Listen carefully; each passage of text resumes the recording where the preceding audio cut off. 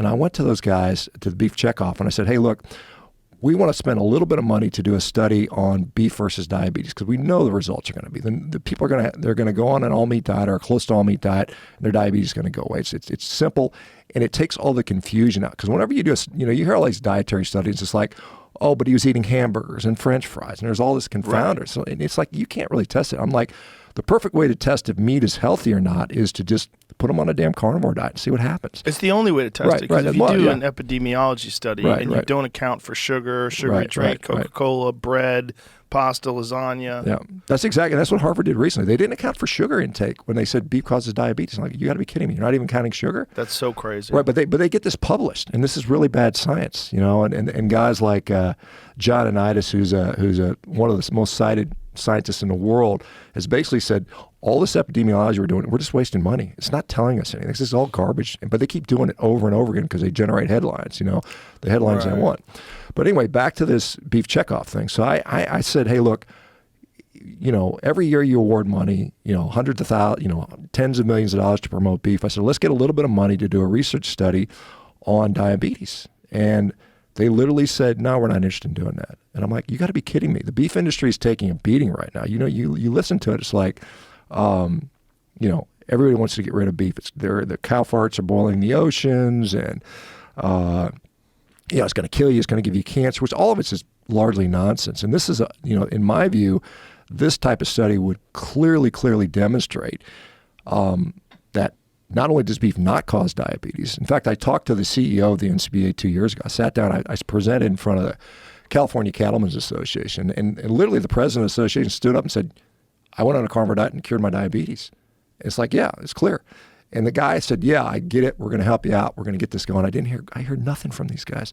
So what I think is going on is the USDA kind of oversees all these checkoffs, and they just kind of say, look, you can't say that because we want to promote, because again, they have all these processed food lobbies, Nabisco and PepsiCo sitting on they're on the board, and they're like, if we promote this one food and people stop eating all this processed food, right, then what are we going to do? We're going to lose a lot of money. You think about it, not that I'm advocating that everybody go on a carnivore diet, because I don't think it's necessary for one, but if you significantly cut back on all these people consuming all this garbage, what does that do economically to this country? I mean, you think about how much money is spent on garbage food, the drugs that are needed to treat that. You're talking, we spend $4.3 trillion a year on healthcare in this country, and what do we get for it? We got one of the sickest populations in the world. Our life expectancy is going down. Everybody's fat. Everybody's depressed. Everybody's on drugs. It's crazy. It is crazy, and it's crazy that they don't look to diet as being the primary cause of that. Or if they do, they look to these epidemiology studies that don't take into account exactly what you're eating with the meat. Why is it meat that's always demonized? Well, I think for a number of reasons. One, if you go back to like dietetics in the beginning, like back in 1917, the American Dietetics Association was formed.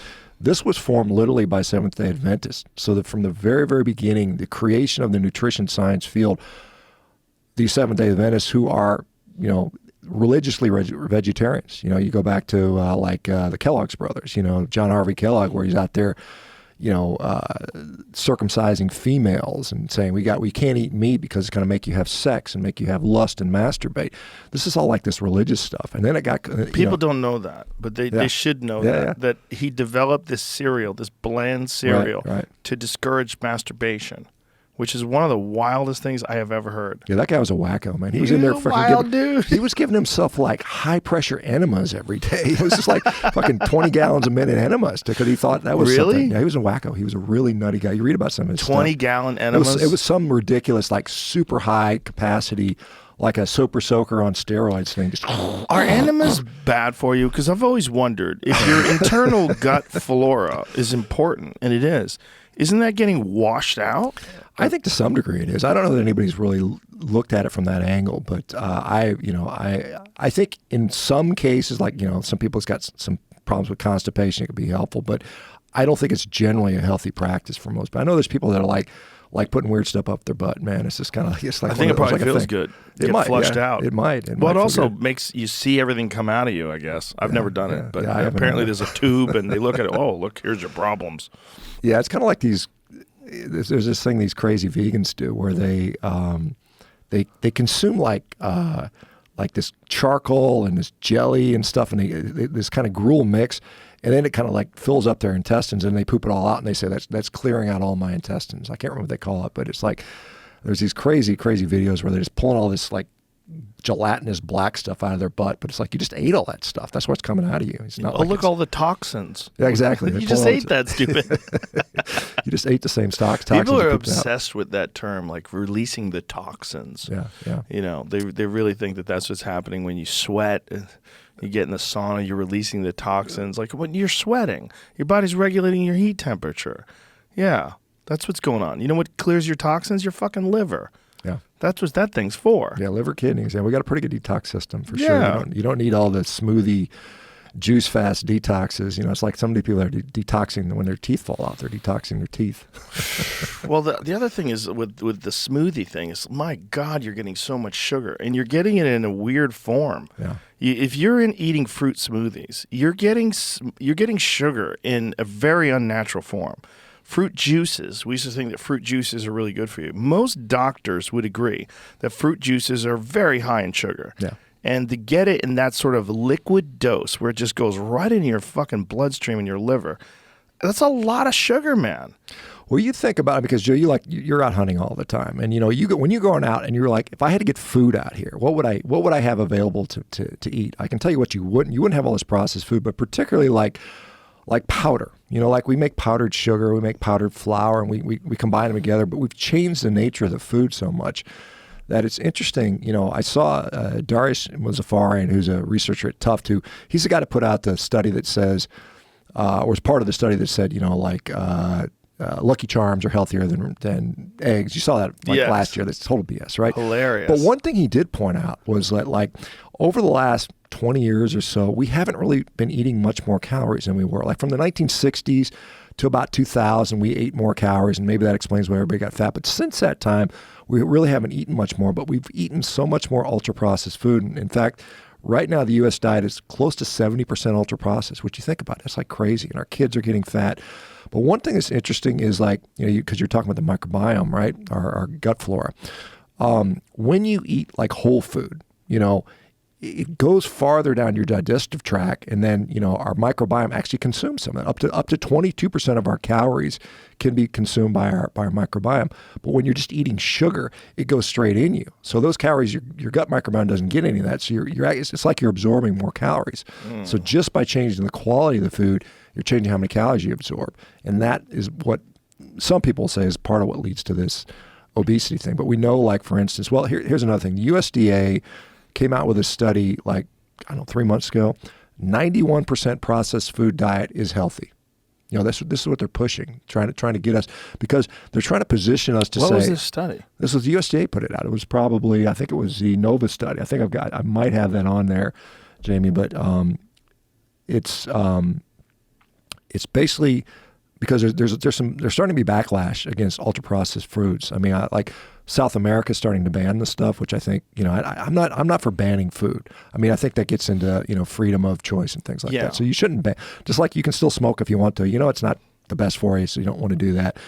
But at the same point, you know, they're saying like this stuff is, there's a lot of backlash. And like people like myself and probably you and others just saying, look, this ultra processed garbage is literally killing us. It's making us crazy. It's making us depressed. All these people with mental health disorders, a lot of that nutrition is part of that, and we can talk about that. But, you know, what they're seeing is there's a backlash against that. Yeah, so that's a Nova Dietary guidelines meet Nova, developing a menu for a healthy dietary pattern using ultra-processed foods. So they're basically saying, hey, how do we make people eat more processed food and make it quote-unquote healthy? And they showed that they could make a diet that's like 91% ultra-processed foods and still be quote-unquote healthy. Look at what it says here. It says the purpose of this proof of concept study was to determine the feasibility of building a menu that aligns with the recommendations for a healthy dietary pattern from the 2020 DGA and includes a over 80%, what is that, KCAL? Kilocalories. Kilocalories from UPF, ultra-processed foods, as defined by Nova, designed to accomplish this objective.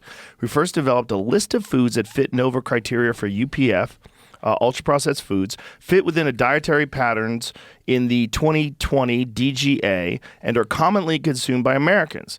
We then use these foods to develop a what is that, 7D? What does that mean? 7 day. 7-day, 2,000 kilocalorie menu modeled on the My Pyramid sample menus and assess this menu for nutrient content as well as for diet quality using the Healthy Eating Index.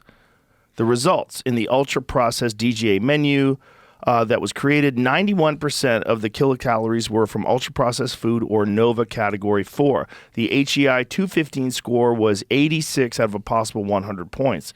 The sample menu did not achieve a perfect score due primarily to excess sodium and an insufficient amount of whole grains.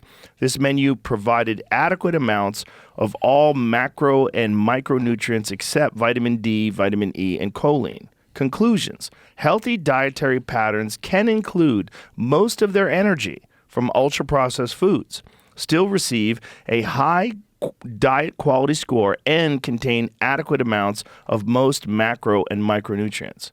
Boy. Right. So remember, USDA, the guys that go there, they leave USDA and they go sit on the board of directors at Nabisco and PepsiCo. And so this is really, I think what this is, it's positioning us as a society to accept that ultra-processed foods are our food. It's really human pet food. I mean, you see what happens to our pets. Yes. And everybody's fat, so we're going to still eat. We're going to say, well, it's still okay. If it's okay if you eat your human dog chow or your human chow, just keep doing that. Don't ask questions. And oh, by the way, here's an Ozempic shot or a semaglutide shot. Semaglutide shot will give you to kind of keep you chilled out. So it's really, I mean, it's almost sinister in a way. It's very bizarre. It's very bizarre that this isn't challenged. And that shows you how captured our food industry really is. The fact that that's not challenged, the fact that our health guidelines aren't set on, hey, what you should be eating is what human beings are designed to eat in nature. Yeah. Well, I mean, which is real food. I mean, my opinion on dietary guidelines, because we have a USDA that meets every 5 years. And by the way, so the USDA dietary guidelines panel, did you see there's a physician from Harvard named Fatima Stamford, right? And she went on 60 Minutes and said, obesity has nothing to do with diet. It has nothing to do with exercise. It's all disease and genetic, and there's nothing you can literally do. And she's also sponsored by Novo Nordisk, who makes Ozempic, right? And she's on there. And she's also a member of the U.S. Dietary Guidelines panel. So 95% of the people that sit on the U.S. Dietary Guidelines panel today, for this next one where they're going to come up for the 2025 guidelines, all have financial ties to processed food companies. Yeah. Which, I mean, you think about it, it's just like, this is crazy. So that's so wild. So if you go to like Brazil's dietary guidelines, or at least the ones they released a few years ago, it was like, here's what you should do. Cook at home, don't eat processed foods, and eat with people around that you love. And that is their recommendation, which I think is better than our guidelines because, I mean, if left to our own, I mean, we are now being told we got to eat all this garbage, and it's just making us sick. It's crazy.